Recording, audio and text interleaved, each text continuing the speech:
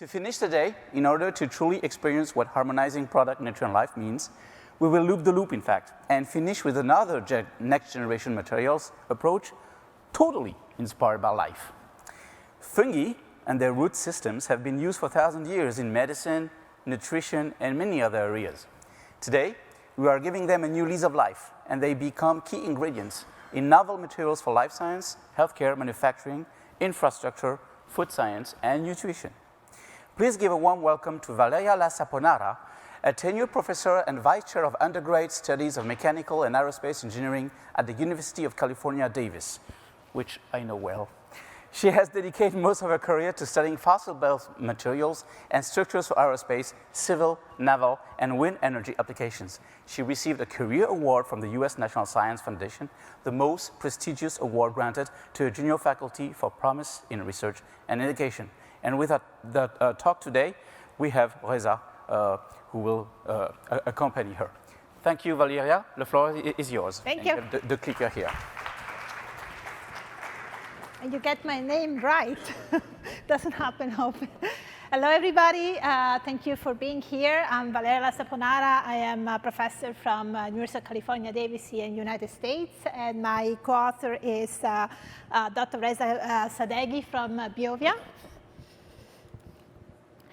And this picture is actually taken in Jackson State Forest in California. I was lying on the ground, and I wanted to have the feel of being in an old growth forest. And so you get to be in, hopefully, that feeling as well.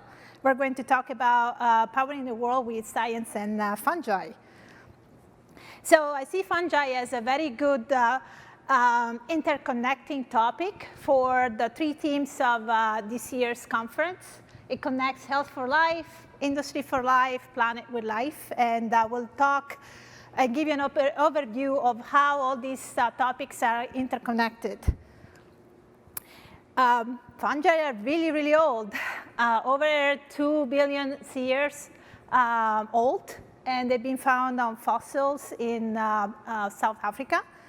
They have their own special kingdom, which includes yeast, molds, and mushrooms. And we really only know about 6% of the species in this kingdom. Only 120,000 species, but it has been estimated that this is just the surface. We're scratching the surface. The largest living organism on Earth is a fungus that is covering 2,400 acres of this national forest in Oregon.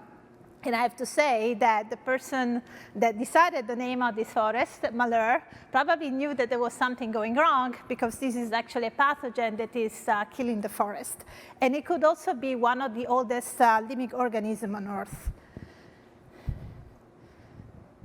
So there are a number of organizations that are protecting, collecting, and mapping fungi. There is the Kew Fungarium in the UK. This is the largest repository of dried specimens. We have another organization in the Netherlands with about 100,000 living fungal strains. And then there is a group of scientists around the world that is trying to map the mycorrhizal networks that are on the ground, and I'm going to talk about that next slide. They're having expeditions to trying to figure out the extent of these networks, because fungi underpin all life on Earth. For example, they are in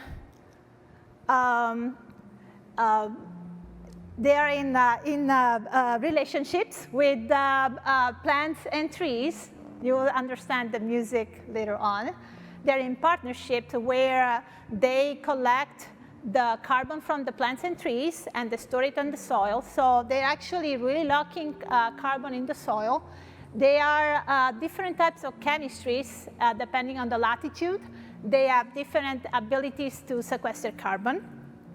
And you can see some of the color schemes on the left. Depending on the type of mycorrhizals, you have, again, different capacities to lock in carbon in the soil. So they are actually a partner in our fight against climate change, because they can sequester carbon, and we should not destroy their environment, because all that carbon will be released in the atmosphere. The picture on the right is a scheme of an area that is 30 by 30 meters square in Canada with 67 living trees. The one on the, in the circle is the most connected of them. It's connected to 47 different trees through 2 different mycorrhizal networks. And they are communicating food and information. Actually, if there are pathogens and insects that are attacking the grove, there will be communication among the different trees, and this has been published about. We have been using fungi for a very long time and also for tinder. On the right, you see a reconstruction of Ötzi, which is a poor person who ended up mummified in the Alps, and it's from 5,000 years ago. They found 2 types of fungi in his clothes, well, his body. And what you see on the left is the modern version of those fungi. One is a medicinal fungus, because Ötzi had intestinal parasites, so that was medication for him, and the other one is tinder. So you could always have fire. So we have, again, a long knowledge of medicinal properties, 4,000 years just in Asia. And in 1928, they found out that penicillin was basically could be prepared, and that was the first antibiotic that we created in the modern era, and it's the start of the age of antibiotics. So we use fungal components for antifungal, immunosuppressive. There was discussion about some of the medications being rejected.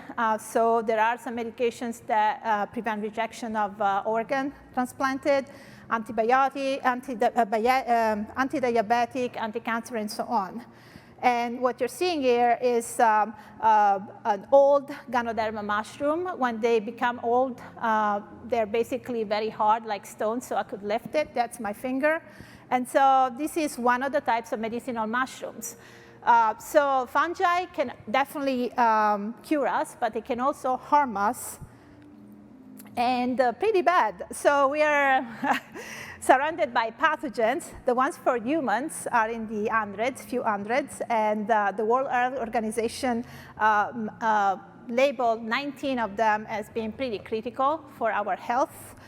They cause more than 1 million deaths per year worldwide. It's more than twice malaria deaths, and they're very difficult to treat and to recognize.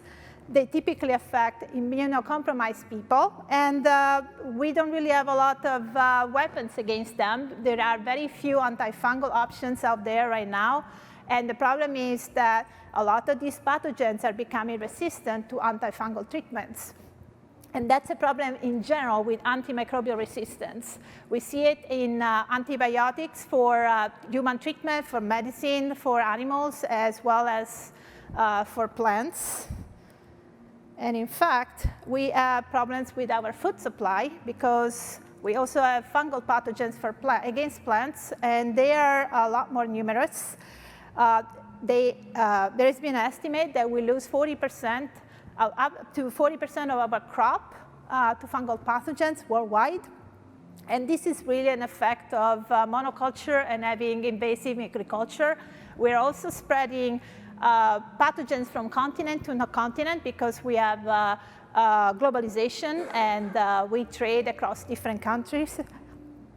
Climate change is moving all these pathogens north. And again, we have problems with options, limited antifungal options, and again, the spread of antimicrobial resistance. Moreover, animal and zoonotic pathogens. Zoonotics are the ones that move from humans to animals and vice versa.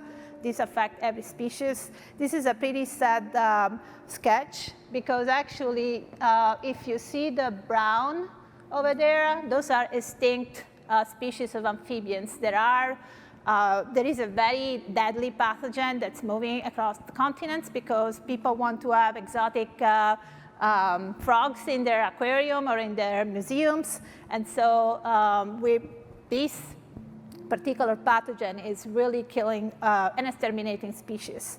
So we have the issue of all these problems and the threats coming from fungal pathogens.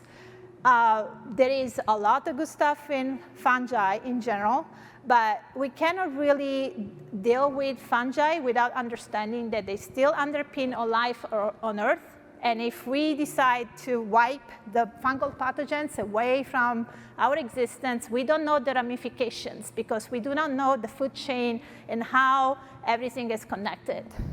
So we should not try to wipe them out of existence. We should try to understand what's going on and have multidisciplinary research that is really focused on understanding how they work, how they communicate. We can model and test their behavior. And eventually, we would like to have a virtual twin of fungi. This is really what we're hoping for. So these are slides. Most of the figures that you see here are about virtual twin of micelles. Micelles are a type of colloidal aggregate. They typically have an hydrophilic head and an hydrophobic tail. And what we're hoping for is that we could have this kind of slide about fungi. We could have multi-scale multiphysics from quantum chemistry all the way to having a multi-scale solution with basically something that could be a potential antibiotic or a potential antifungal. And we could incorporate this knowledge with the knowledge of fungi that could come from an effort across disciplines and across the world to understand what's going on in the kingdom of fungi. And so, again, this is about micelles in particular.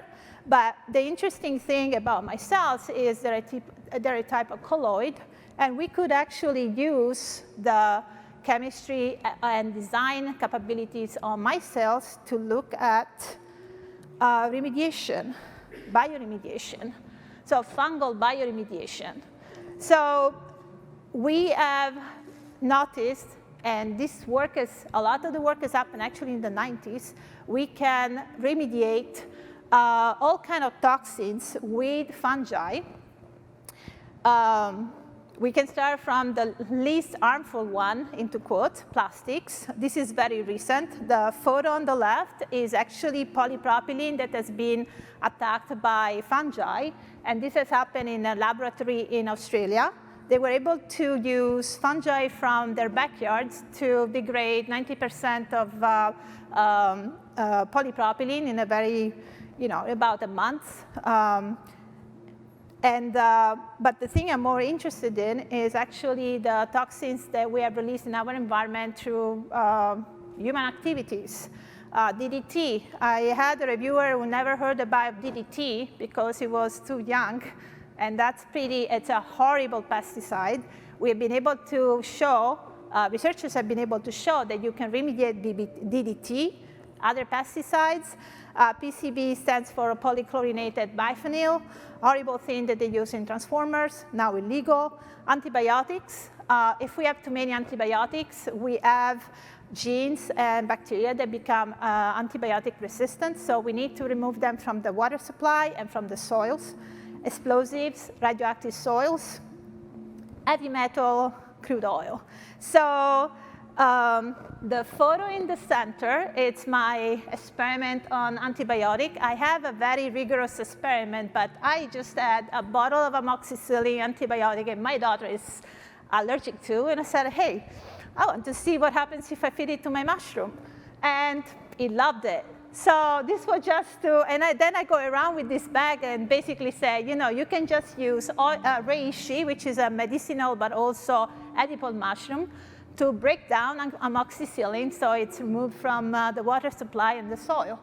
And so some of the stuff that we're doing are to understand how to prepare filters that will have a higher yield of biodegradation.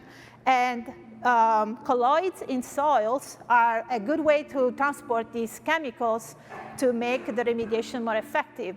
And we could work with modeling micelles and fungi to create a system that is going to transport the good substances that are going to degrade all these toxins and move them faster through the system so they don't accumulate. So that's a possibility for modeling a system like micelles and fungi. We also are looking at sustainable materials. So we have worked with mycelium-based plastics or mycelium-based composites. So mycelium is the root structure of fungi. The photo on the left is me holding a bag of potatoes that I received, organic potatoes. I am in Davis, California. We have organic everything. These potatoes had spores of mushroom in it that basically propagated and started growing on the bag. And it was really nice to see the form of these, it looks like trees growing on the bag, recycled bag. I still grew on that. So one of the things that we're doing in my lab is to use agricultural waste that would be typically either landfilled or burned down. And we're using it to feed the mushrooms, the mycelium in particular. For example, there was mention of Mediterranean diet this morning.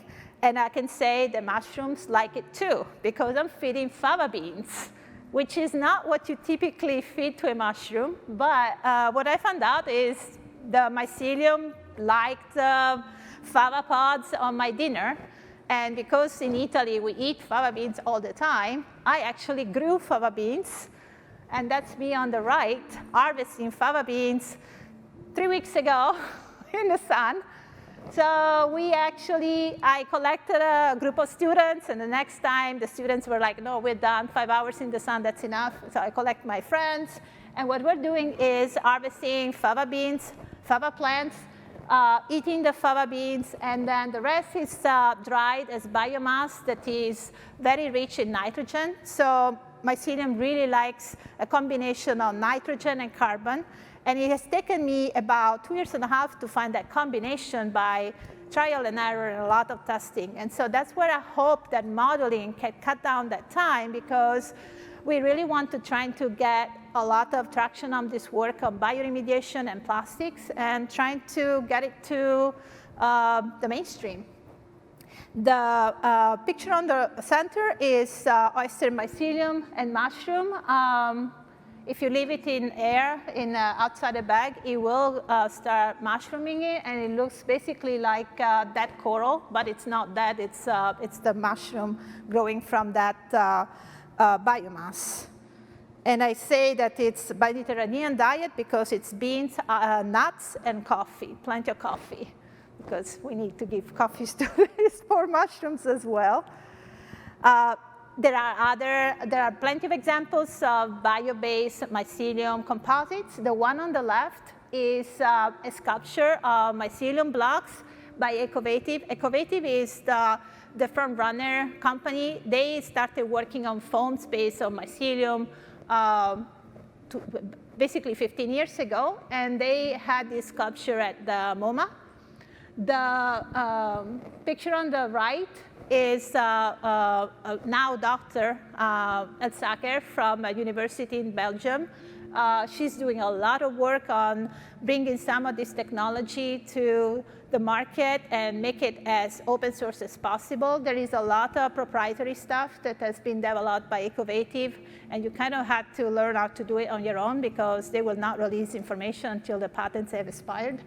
The one on the top, MycoHub, this is an American company, and they're working in Namibia. Namibia has a problem with very invasive weeds, and so they have been collecting these weeds and basically using them as their biomass substrate. And with the resulting blocks of mycelium, they are building buildings for the people in Namibia. And so they have really a good circular economy. They are hiring local talent and incorporating that in architecture.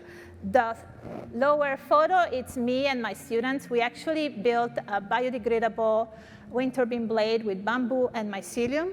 And that's the one with the sleeve, the green sleeve, and we are showcasing it to this event on campus.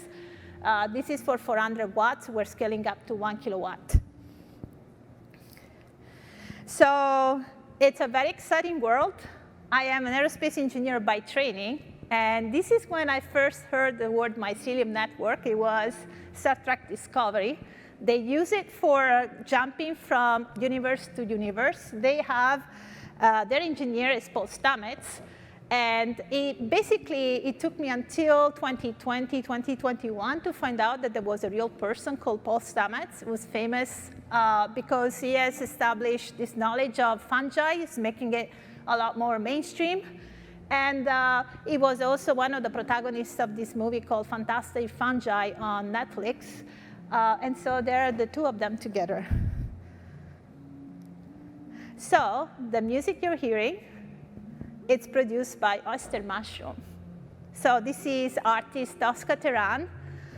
Tosca and Andrei Gravel are part of Nanotopia. They put electrodes in the blocks of mycelium. Mycelium communicates through electrical pulses, and they biosonificated those electrical pulses in music, which you're hearing. It's the Blue Oyster track on Apple Music. And that's her and her switchboard. This is how much it takes to convert those sounds into music. But there is definitely something out there that we're just not aware of at all in terms of intelligence, the ability. It's an organism that has been around for 2 billion years. And this is just the beginning of maybe the age of mushrooms, or the age of fungi. So I hope to have given you a good overview of what can be done. It's really a connecting topic for life sciences, for better health, innovation with awareness, sustainability for an inclusive concern.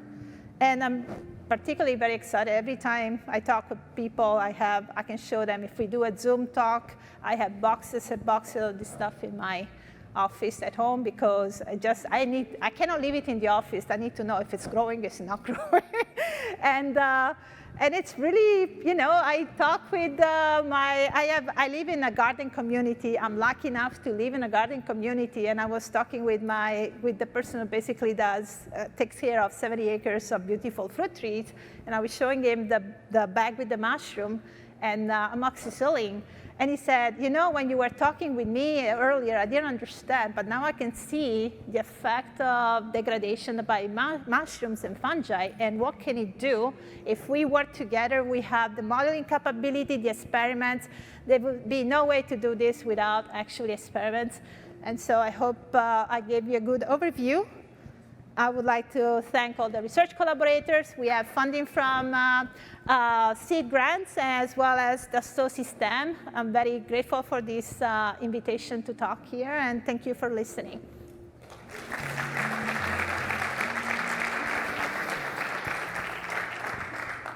This is mind-blowing. I guess innovation is growing like mushrooms. This is the only thing I can say. Yes. So thank you very much. So just to make sure I understood, are you saying that even with fungi, we can develop some drugs and some antibiotics? Yeah, it's done. Penicillin is a fungus. Exactly, Yep. Exactly right. It's just that we need to find new ones, and actually they discover a new chemical from a mushroom in the Amazon forest, but if we eliminate the Amazon forest, that will be all gone. And we don't know most of them. Okay, so I guess more than ever, living matter is a right partner for sustainability. Yes. Thank you very much, Valeria. Thank you. Thank you. Let's give her a round of applause. Oh. Thank you. This concludes our first day of Science in the Age 2023. I hope you enjoyed this day as much as we prepared it. The sheer scale and speed at which the metamorphosis and breakthroughs are happening across our sectors is really amazing. I hope you had a glance today with our 10th session already. And without underplaying the challenges that we all face, I think what we have heard give us a positive spin on the future. To continue and share and experience these progresses, I'm happy to invite you to our evening networking drinks reception that will take place at the Silver Room, Ballroom at the exit. See you back here tomorrow morning at 8 a.m. for the networking breakfast.